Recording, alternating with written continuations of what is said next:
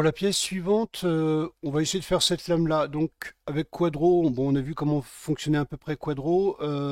C'était un peu long pour la pièce que c'était. Je pense qu'on va faire une simple extrusion autour d'un cube pour nous donner les volumes nécessaires. Donc l'idée, c'est de faire cette seconde lame là qui tient un petit peu les deux éléments. Donc je vais passer sur ma vue latérale. On va partir d'un cube, hein. W, on va l'amener à peu près là où il est. Alors on va le faire ici. Ok, je vais le mettre plutôt au centre d'ailleurs. Il rentre dans le manche. Ok, en vue top, bon, on va faire en sorte R qu'il rentre dans l'encoche, puisque c'est lui qui va porter toutes les lames. Ok, donc on va checker en 3D. Donc le SSAO, il est assez cool, parce que là, vous voyez, ça nous permet de voir les contacts. Donc je vais le faire un tout petit peu plus fin, voilà, comme ça. Donc normalement, il n'est pas censé être au-dessus, donc on va vérifier l'autre pièce en dessous. Ouais, donc là on voit clairement qu'elle est trop basse, donc il faudra que je relève quelques points sur la pièce d'en dessous. Mais bon, là en tout cas on est plutôt bien pour cette pièce-là. Ok, donc je vais pas aller beaucoup plus loin pour le moment, donc je vais passer en vertex, récupérer ces points-là, juste checker un truc. Ouais, je vais enlever le caméra base sélection. W, je vais le descendre, on va le mettre à peu près à la hauteur de la continuité ici. Ces points-là, je pense qu'on peut les ramener, par exemple là, très proche du bord. Ok, donc on va extruder un certain nombre de fois notre face là, de telle façon à pouvoir composer une pièce qui ressemblerait à ça. Donc là c'est juste un travail d'extrusion, donc je ne vais pas forcément parler beaucoup, et puis j'accélérerai la vidéo, histoire que ça aille un petit peu plus vite.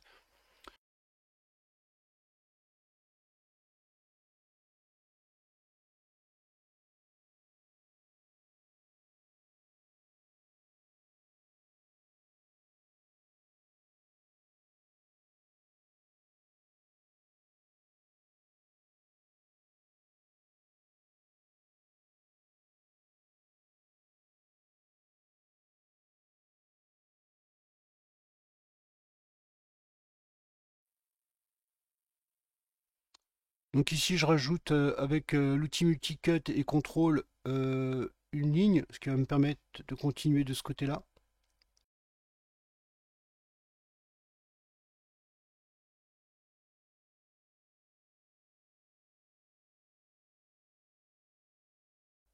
Je vais extruder un tout petit peu, mais j'aimerais bien que cette ligne d'arête soit exactement au même endroit que celle-là.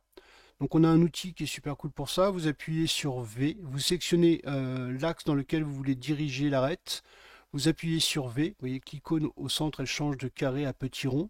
Et vous sélectionnez tout simplement le point qui vous intéresse et automatiquement, ici, il s'aligne. Donc super intéressant.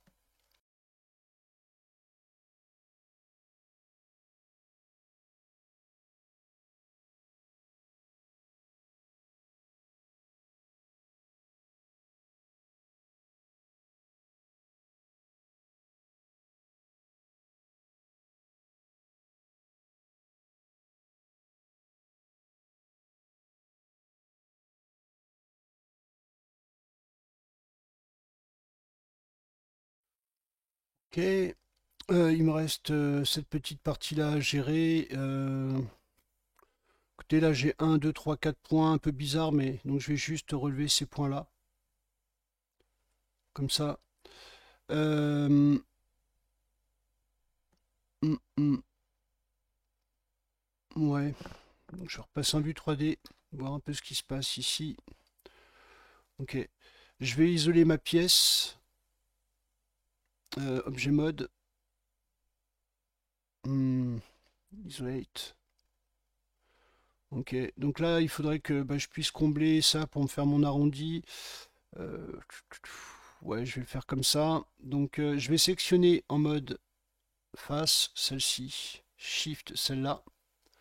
Peut-être d'abord supprimer celle-là. Donc je vais sélectionner ces deux-là et Shift Bridge Face. Ok, comme ça me permet de rejoindre mon intérieur. Il me manquera un petit point pour faire un arrondi qui soit assez joli. Donc là, je suis en quadrangle partout, donc ça me va plutôt bien. Donc je vais passer en multicut, contrôle. Ok, juste pour me rajouter un point intermédiaire. Ok, Q pour repasser en outil de sélection, W pour redécaler un petit peu tout ça. Voilà, puis je vais harmoniser un peu mes courbes. Ok, vous voyez que ce résultat, il n'est pas optimum. Pourquoi? Parce que on n'a pas un loop parfait qui fait le tour. Là où on se retrouve avec euh, une certaine triangulation en fait des polygones, même si c'est des quadrangles, il serait relativement compliqué d'obtenir un beau loop. Donc moi je suis vraiment plutôt adepte des loops, donc assez joli, assez bien fait. Ça je pense que je peux les étaler un petit peu. Non, je vais le laisser là. Je vais juste rajouter une coupe intermédiaire, histoire de retrouver mon arrondi. Ok, Q pour repasser en outil de sélection. W. Ok, quelque chose comme ça. Ok, donc il y a une solution assez basique, mais qui fonctionne très bien. Bah, c'est tout simplement de récupérer toutes nos faces. Donc, barre d'espace, je vais passer en face, double-clic dessus pour tout récupérer. Ok.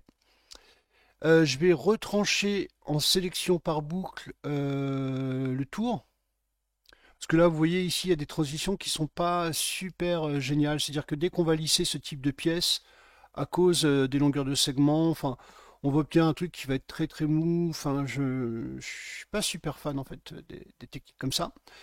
Bref, il faudrait qu'on fasse un inset à l'intérieur de cette forme-là. Donc je vais d'abord retrancher la boucle qui elle fait le tour, donc ça c'est plutôt bien. Ok, donc je sélectionne CTRL celui-là et double-clic là-dessus, ce qui fait que je n'ai pas de polygone sélectionné. À partir de là, je peux faire un inset, donc Shift Extrude Face, Offset, jouer sur mon élément pour me créer ma boucle. Et donc là, l'intérêt, c'est que vous voyez, on aura une boucle qui fait exactement tout le tour. Donc ça, c'est super cool. Et ce qui fait que derrière, bah, moi j'aurai quelques polygones à gérer, mais comme ils sont sur des surfaces planes, ce sera moins gênant. Par exemple, ce polygone-là qui est pas très beau, je pourrais étaler un peu mes points. Ce qu'on peut faire assez simplement hein, ici, bah, tout simplement en vue latérale, mais autrement on peut utiliser aussi la symétrie. Donc je vais passer en mode vertex, Q, récupérer ce point-là, W, on va le réétaler un petit peu, voilà, pour obtenir un quadrangle qui soit un petit peu moins moche, un peu moins stressé. Je pense que cela, pareil, je peux les décaler un petit peu pour essayer de retrouver quelque chose un petit peu moins stressé. Euh, ok, donc là, ça va manquer un tout petit peu de subdivision. Vous allez voir qu'on va smoother, mais le résultat, l'intérêt, c'est qu'on a déjà, d'une certaine manière, bloqué la tension des points. Regardez si je mets en smooth ici, donc 3 du clavier numérique, vous voyez qu'on a déjà un bord qui va être un petit peu tendu ici. Donc je pense qu'on pourra l'améliorer, donc assez simplement, en rajoutant premièrement une coupe très proche de l'autre, donc avec outil multicut, contrôle, je vais couper à cet endroit-là, très proche de l'autre. Je peux faire la même de l'autre côté. Ok. Là, on va avoir besoin également d'une coupe pour bien marquer l'angle. Mais donc dans ce cas, ce qu'on peut faire, c'est récupérer Q en mode edge. C'est edge latéral ici, pas celle-là, pas celle-là, pas celle-là et pas celle-là.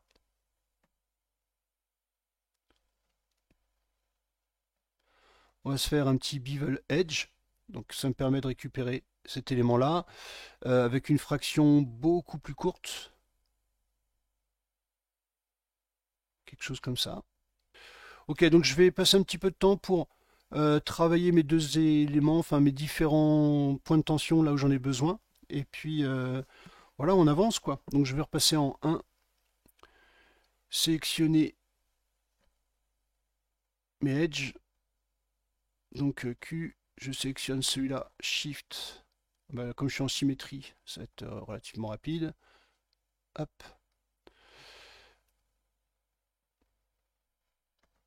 Edge, Shift, Bevel Edge. Fragmentation super petite.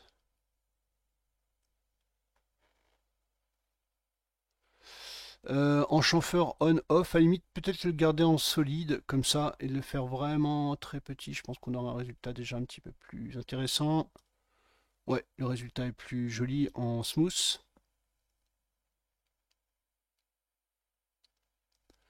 Ok, donc ces deux-là c'est fait.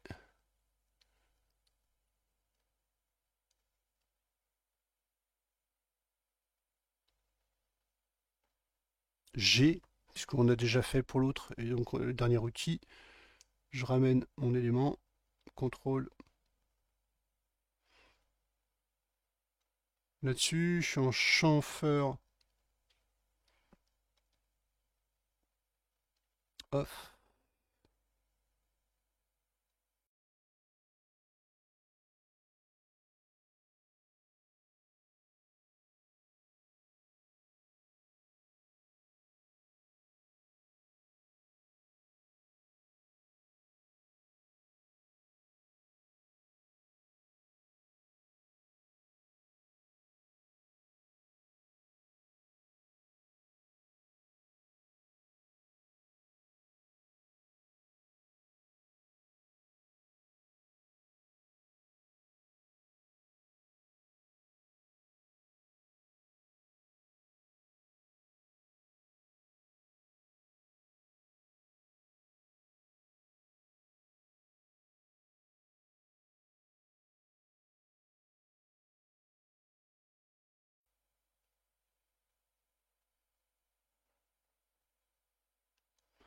Ok, donc voyons ce que ça donne une fois lissé. 3 du clavier numérique. Bon, c'est plutôt pas mal, la pièce est propre. Donc je vais tout réafficher en mode objet, enlever le mode isolate.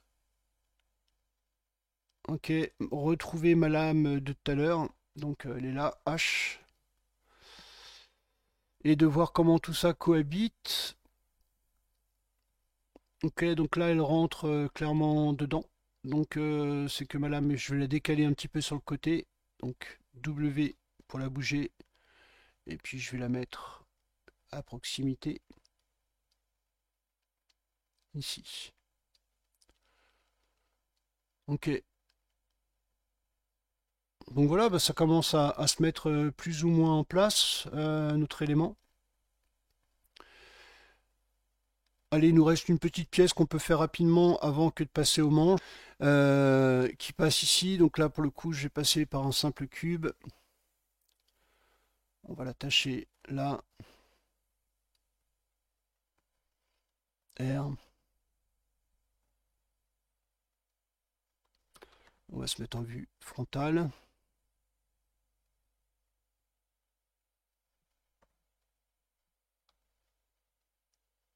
Près au centre.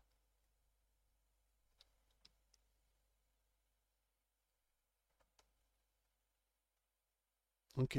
Donc j'imagine l'endroit où se trouveront les rivets. Donc j'en vois bien un à cet endroit-là, et puis peut-être l'autre par là.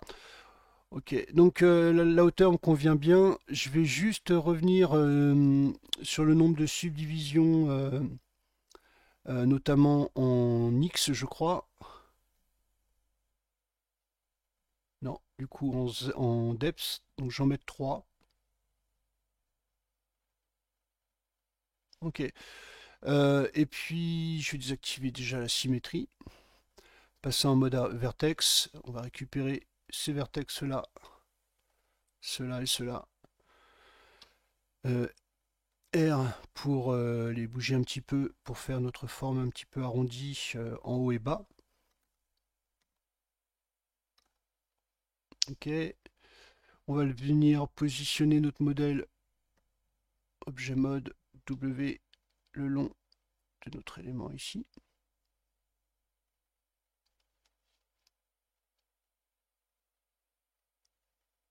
Ok. Passer en mode face. Récupérer ces trois faces là. On va les rapprocher un petit peu. Ici. Et puis, ben, tout simplement, peut-être mettre un petit peu de biseau à tout ça. Donc, je vais passer en mode Edge, double-clic là-dessus.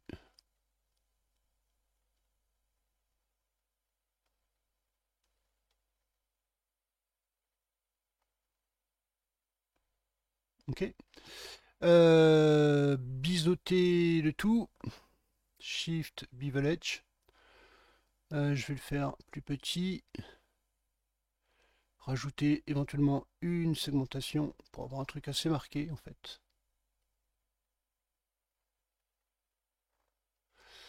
Ok.